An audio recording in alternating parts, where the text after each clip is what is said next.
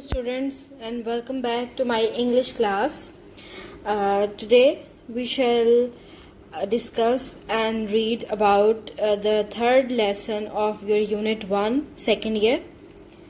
As you know कि हमने पहले unit number 1 and unit number 1 के lesson number 1 and lesson number 2 को पढ़ा था, डिस्कस किया था, उसके क्वेश्चन आंसर सॉल्व किए थे और नोट्स मैंने आपको दिए थे. अब इसका लेसन नंबर 3 है जो कि लास्ट वन है यूनिट 1 का. इसके बाद यूनिट 2 स्टार्ट हो जाएगा.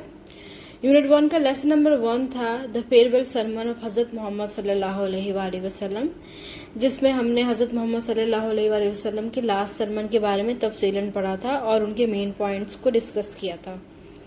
सेकेंड लेसन में हमने मोहम्मद अली जिन्ना का विजन ऑफ पाकिस्तान पढ़ा था कि किस तरह उन्होंने असेंबली के जो अरकान थे उनके सामने अपना प्रेसिडेंशियल स्पीच जो है और उनको क्या क्या एडवाइसेस की, वो सारा हमने उसके अंदर पढ़ा.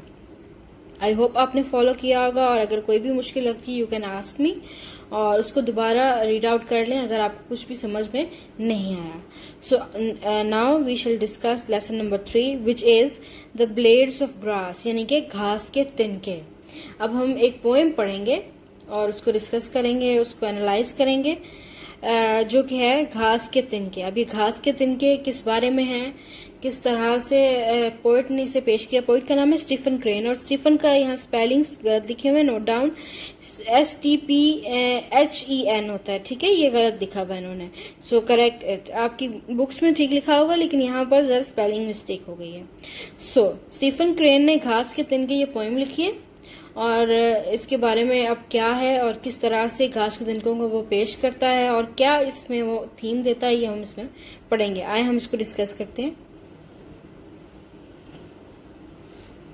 और students keep that in mind कि ये एक डायलॉग है, ठीक है, between the God and the blades of grass. ठीक है, घास के तिनकों और अल्लाह ताला के बीच में ये एक गुफ्तगू चलेगी और उससे हम इसका थीम निकालेंगे और इसको पढ़ेंगे कि ये क्या कह रहे हैं. In heaven, some little blades of grass stood before God.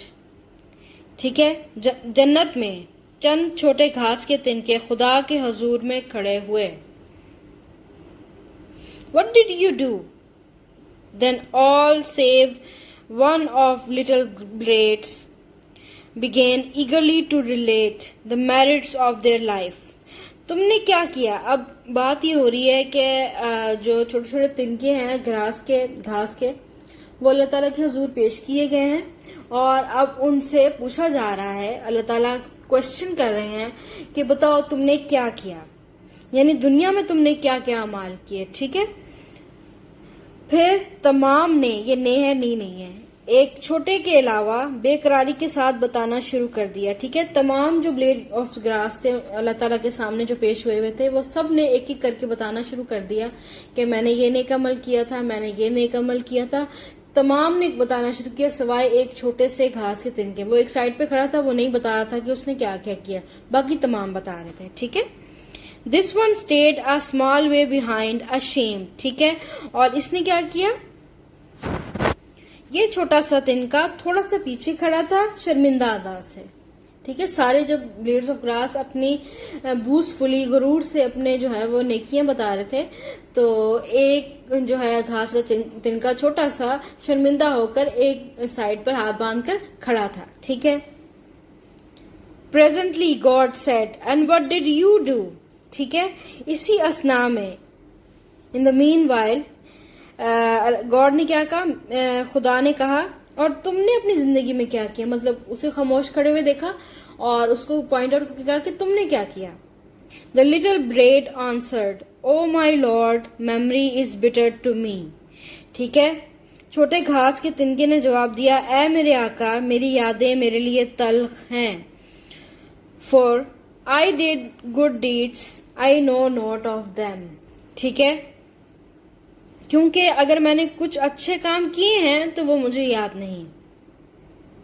Then God in all his splendour arose from his throne. ठीक है, O best little blade of grass he said. फिर खुदा अपनी अजमत व वकार के साथ, स्प्लेंडर कहते हैं अजमत व वकार को. ठीक है, अपने तख्त से उठा, थ्रोन कहते हैं तख्त को, और फरमाया तुम सबसे बेहतरीन घास के छोटे तिनके हो, you are the best blade of grass in between all of these. ठीक है बच्चों, ये पोएम थी, यानी कि बिल्कुल छोटी सी पोएम है और इसमें बहुत ही जो है बड़ा अच्छा मैसेज और बहुत ही डीप मैसेज दिया गया है। अगर आप इनकी बिटवीन द लाइंस पढ़ने को कहते हैं कि इसके अंदर का मीनिंग अंडरस्टैंड करें कि यानी कि खुदा ने जब घास के तिनकों से पूछा तो सारे बताना शुरू किए कि मैंने ये नेक काम किया था, मैंने ये नेक काम किया था, लेकिन एक घास का तिनका जो कि बिल्कुल अशेम खड़ा था, शर्मिंदा खड़ा था एक साइड पे, जब उससे पूछा गया तो उसने कहा मेरी यादें मेरे लिए तल्ख हैं, इसलिए मुझे नहीं याद कि मैंने क्या क्या अच्छे काम किए हैं। तो अल्लाह ताला ने या खुदा ने उसकी तरफ माइल होगा कि तुम सबसे बेहतरीन घास के तिनके हो, यानी अल्लाह ताला के नजदीक गुरूर और तकब्बुर की कोई जगह नहीं है। ठीक है, जो घास के तिनके ये बता रहे थे, बहुत बूझफुली बता रहे थे, गुरूर से बता रहे थे कि हमने ये नेकियां की, उनको अल्लाह ताला ने पसंद नहीं किया। जो घास का तिनका एक तरफ शर्मिंदा होकर खड़ा था और उसने कहा मेरी यादें तल्ख हैं और मैं नहीं जानता कि मैंने क्या क्या अच्छे काम किए हैं, उसको अल्लाह ताला ने सबसे ज्यादा पसंद किया। ठीक है, ये मेटाफोरिकल पोएम है। ठीक है, इसको कंपैरिजन कर लें विद द ह्यूमन बीइंग्स। छोटे छोटे घास के तिनके छोटे छोटे ह्यूमन बीइंग्स के इक्वल हैं, यानी कि अल्लाह ताला के सामने तो हम घास के तिनकों के इक्वल है ना। तो आप ये इमेजिन करें, लेट्स सपोज कि वो जो घास के तिनके हैं वो ह्यूमन बीइंग्स हैं और गॉड से उनकी बात चल रही है। तो जब आप अल्लाह ताला के सामने पेश होंगे और वो आपसे पूछेगा कि आपने क्या क्या किया है, तो बजाय इसके कि अगर आप गुरूर करें कि मैंने बहुत अच्छा काम किया और लिस्ट बताना शुरू कर दें, अगर आप एक साइड पे खड़े होके अशेम्ड हो जाएं और हम्बल आजिजी से अपना कहें कि नहीं मेरी पास कोई ऐसी यादें नहीं है, मुझे याद नहीं है, तो अल्लाह ताला बहुत खुश होगा। यानी कि इस मेटाफोरिकल पोएम से आप ये थीम या ये मॉरल निकाल सकते हैं कि गुरूर का सर नीचा। ठीक है, आजिजी ही बेहतरीन तरीका है, हम्बलनेस होनी चाहिए आप में। ठीक है, तभी आप अल्लाह ताला के करीब हो सकते हैं। तो इस पोएम से हमें ये मिलता है। अब इसका हम थीम करेंगे और इसका हम डिटेल में इसके नोट्स डिस्कस करेंगे। आप फिलहाल इस पोएम को दोबारा रीड करें, अगर आपको कुछ समझ नहीं आता तो एक एक लाइन को जो है एनालाइज करें, इसमें वर्ड्स मीनिंग देखें और इसको अपने रजिस्टर्स में नोट कर लें। और जो मैंने आपको पॉइंट्स तो आप लोगों ने गौर कर लेना है और नोट्स बना लेने हैं। मेन पॉइंट्स इस पोएम के ये हैं, गॉड नेवर लाइक्स प्राइड और बूस्टफुलनेस। ठीक है, गॉड कभी भी गुरूर और तकब्बुर को पसंद नहीं करता, he doesn't like show off either. ठीक है, and God likes humbleness and sincerity.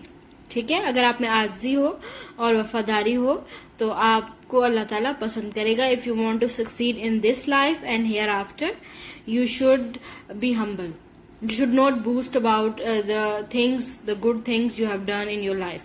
ठीक है, तो इस पोएम से हमें ये पता चलता है कि एक दिन जब खुदा के हुजूर हाजिर होंगे तो हमारी आजिज़ी हमारे काम आएगी, ये जो शो ऑफ है ये हमारे काम नहीं आएगा, हमारा गुरूर किसी काम का नहीं होगा। So keep that in mind and read out the poem. दोबारा से इसको रीड आउट करें और समझने की कोशिश करें, ट्राई टू अंडरस्टैंड। छोटी सी पोएम है। सो टेक केयर, अल्लाह हाफिज़ till the next time. Next lecture में हम इंशाल्लाह इसके नोट्स एंड थीम्स को कर लेंगे। ठीक है।